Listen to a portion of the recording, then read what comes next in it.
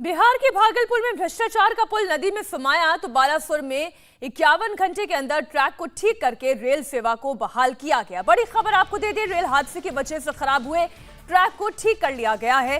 थोड़ी देर पहले हादसे वाली जगह से high speed Vande Bharat express गुजरी है। वंदे भारत एक्सप्रेस का गुजरना यह बता रहा है कि रेलवे ने कितनी स्पीड के साथ काम किया है। इतने बड़े हादसे के 51 घंटे के अंदर अंदर रेल सेवा को बहाल कर दिया गया है। आपको बता दें, थोड़ी देर पहले ही यहां से वंदे भारत एक्सप्रेस भी गुजरी है, जिसकी तस्वीरें इस वक्त आप देख रहे हैं। ठीक सुबह 9:30 बजे वंदे भारत एक्सप्रेस ट्रेन गुजरी यहां से, और उससे पहले 9 बजे यहां से एक पैसेंजर ट्रेन और यात्री ट्रेन यहां से गुजरी थी। और सबसे पहले शुरुआत मालगाड़ी के गुजरने के साथ इस ट्रैक की गई। आपको बता दें, सुबह सुबह तस्वीरें भी आई जब रेल मंत्री अश्विनी वैष्णव वहां पर मौजूद थे। उनकी मौजूदगी में ये रेल सेवा बहाल की गई। हमारे सहयोगी राजेश की एक ग्राउंड रिपोर्ट देखें। 51 घंटे के अंदर बालासोर ट्रेन दुर्घटना के 51 घंटे के अंदर अप लाइन और डाउन लाइन दोनों को बानगा बाजार पर रिस्टोर कर लिया गया।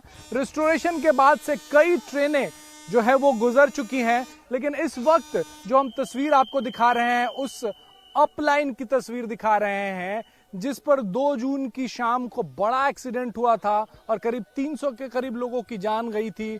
उस ट्रैक पर इस वक्त जो है वो वंदे भारत ट्रेन जो हावड़ा से चलकर पुरी तक जाती है वो चल रही है। और आपको दिख रहा होगा कि हरी झंडी जो है वो गार्ड दिखा रहे हैं। कोई दिक्कत नहीं है। लोगों का जो भरोसा डगमगाया है वो भरोसा वापस पाने की कोशिश इस वंदे भारत ट्रेन को रिस्टोरेशन के कुछ घंटों बाद ही दौड़ाकर बताने की कोशिश है, भरोसा वापस हासिल करने की कोशिश है कि इतनी हाई स्पीड ट्रेन इस लाइन से जाई जा सकती है। कोरोमंडल एक्सप्रेस 128 किलोमीटर प्रति घंटे के रफ्तार से जा रही थी। आपको मालूम होगा कि वंदे भारत जो है वो 150 से 170 किलोमीटर प्रति घंटे की रफ्तार से चलती है, लेकिन फिलहाल इस ट्रैक पर उतनी रफ्तार से नहीं जा सकती है।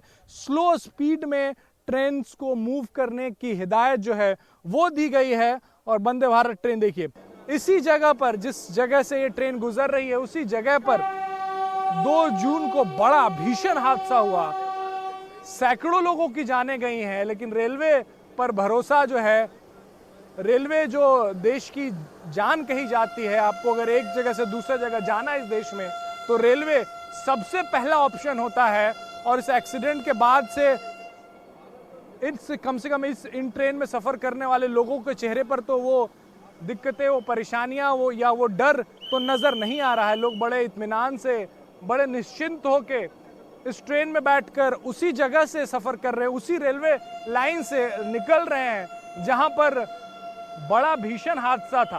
तो 51 घंटे में रेस्टोरेशन और उसके बाद वंदे भारत जैसी हाई स्पीड ट्रेन उसी अप मेन लाइन पर जिसमें कोरोमंडल एक्सप्रेस दुर्घटनाग्रस्त हुई थी वो दौड़ती हुई नजर आ रही है। लेकिन एक इंपॉर्टेंट क्वेश्चन, एक महत्वपूर्ण सवाल अब भी बना हुआ है। आखिर 275 लोगों की मौत का जिम्मेदार कौन है? किसने कोरोमंडल एक्सप्रेस को सिग्नल देने में गड़बड़ी की और इतना बड़ा हादसा हो गया? रेलवे ने मामले की जांच के लिए सीबीआई सिफारिश कर दी है। अब सीबीआई सच का पता लगाएगी। बानगा बाजार स्टेशन से जिस कंट्रोल रूम से चूक हुई वहां जांच की जा रही है, कर्मचारियों से पूछताछ की जा रही है, एक से जवाब भी तलब किया जा रहा है। इंडिया टीवी संवाददाता खुद ग्राउंड जीरो पर पहुंचे। राजेश कुमार की एक ग्राउंड रिपोर्ट आप देखिए। लॉकिंग सिस्टम जो है वो यहाँ पे मैनुअल है। हाँ, हम बाहर आ रहे हैं और यहाँ पे जो आप देख रहे हैं, जैसा हमने आपको इलेक्ट्रॉनिक इंटरलॉकिंग सिस्टम पे बालासोर स्टेशन पे दिखा हमने, ये है। चलिए बाहर चलिए।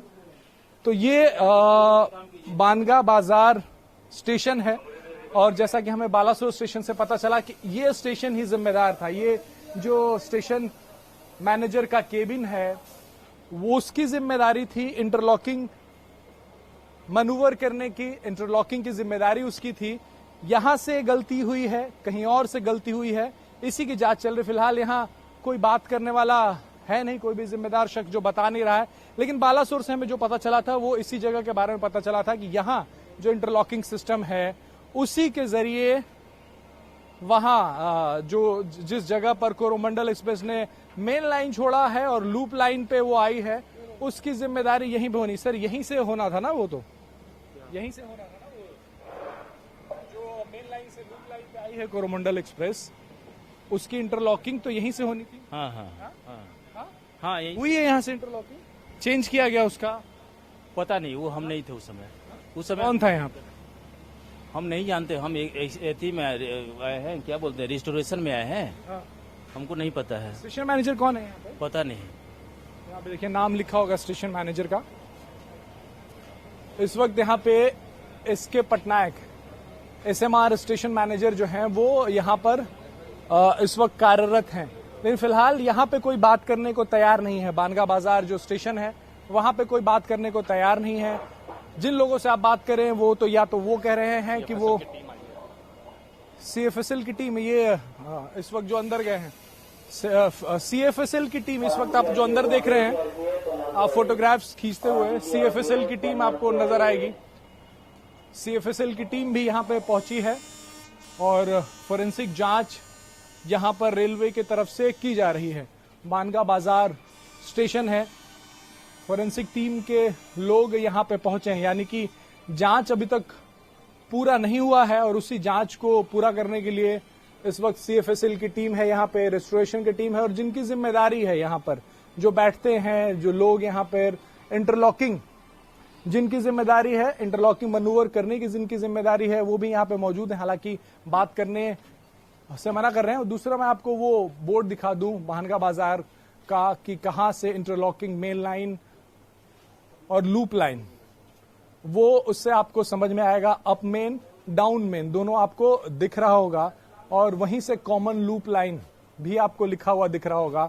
उसके अंदर वो मालगाड़ी खड़ी थी जिससे आके कोरोमंडल एक्सप्रेस टकराई है। तो ये यहां पर है। दूसरा आपको फिलहाल यहाँ पे CFSL की टीम जो है वो पहुंची हुई है और जांच चल रही है। तो स्टेशन मैनेजर का केबिन है, स्टेशन मैनेजर जहां पे बैठते हैं, जहां पे इंटरलॉकिंग जिनकी जिम्मेदारी है, जहां पे इंटरलॉकिंग का पैनल जो है वो मैनुअल है, जहां पे इंटरलॉकिंग जो है वो यहाँ पे डिजिटल नहीं है, ये हम देख रहे हैं। फिलहाल अंदर बात करने को कोई तैयार नहीं है। बोर्ड पे आपने डायग्राम देख लिया कि क्या है। तो ये तस्वीरें हैं बानगा बाजार की जो एक्सक्लूसिव आप इंडिया टीवी पे इस वक्त देख रहे हैं। बानगा बाजार स्टेशन मैनेजर के केबिन में हमें ये एक डायग्राम दिखा है। इस डायग्राम पे लिखा हुआ है एक्सीडेंट डायग्राम। पहले मैं आपको ये डायग्राम समझाऊं, उसके पहले मैं ये नीचे जो साल लिखा हुआ है 2023 उसे दिखा दूं। 2023 जनवरी, फरवरी, मार्च, अप्रैल नील है, यहाँ पे कोई एक्सीडेंट नहीं है। मई में भी कोई एक्सीडेंट नहीं हुआ है। जून का जब भरा जाएगा यहाँ पे तो इसमें एक्सीडेंट लिखा जाएगा क्योंकि बड़ा एक्सीडेंट हुआ है। अब मैं आपको इस डायग्राम के जरिए समझा दूं। ये देखिए अप मेन लाइन है, अप मेन लाइन, इसी पर कोरोमंडल एक्सप्रेस जो है वो दौड़ती हुई जा रही थी हावड़ा की तरफ, चेन्नई से आ रही थी। और ये आप लूप लाइन देख रहे हैं, इस लूप लाइन के जरिए ही यहां पर खड़ी माल गाड़ी में टक्कर हुई है। ये लूप लाइन आप देख रहे हैं, ये इंटरलॉकिंग जो है, इस इंटरलॉकिंग के जरिए इस लाइन पे आई है और टक्कर हुआ है। तो ये बानगा बाजार स्टेशन मैनेजर के केबिन में ये एक्सीडेंट डायग्राम लगा हुआ है और उस पर मैं आपको समझाने की कोशिश कर रहा हूं कि आखिर क्या हुआ है। अब जांच इसकी चल रही है कि आखिर कोरोमंडल एक्सप्रेस इस इंटरलॉकिंग पर आई कैसे और इस इंटरलॉकिंग से यहां तक आई कैसे। क्या सिग्नल मिला था, क्या रिवर्स हुआ था, क्या रूट बटन दबा था, इन सब बातों की जानकारी जो है वो फिलहाल चल रही है।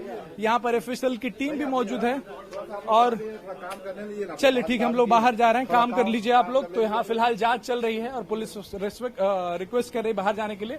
लेकिन जो कहानी है अंदर स्टेशन मैनेजर के केबिन की वो हम आपको इस वक्त दिखा रहे थे। इंडिया टीवी हर वक्त हर जगह डाउनलोड करने के लिए सर्च करें India TV news Google play store या ऐप स्टोर पर।